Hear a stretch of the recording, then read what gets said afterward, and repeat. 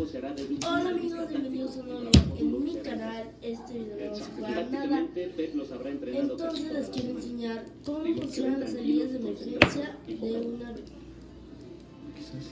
No suban esto a ningún lado, información secreta. ¿Qué sabes?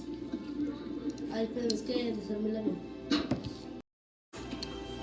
Con la de presidente.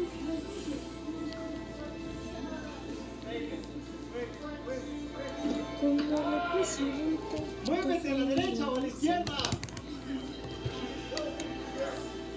¡Se queda en medio! ¡Derecha o izquierda! Bueno, este es el avión que vamos a poner de prueba. Este avión contiene 4 salidas de emergencia. Una en la parte delantera y trasera, por ejemplo, 1, 2 y una en la ala, 1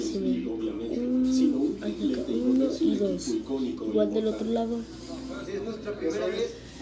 Y entonces les voy a explicar cómo funcionan las salidas de emergencia en caso de un aterrizaje de tierra o de agua. Okay, les voy a dar un ejemplo. Por ejemplo, es de tierra, o sea, por ejemplo, el avión aterriza mal, necesitas bajarte sin usar las escaleras o sin usar un túnel.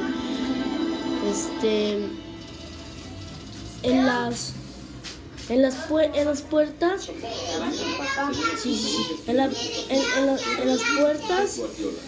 en las puertas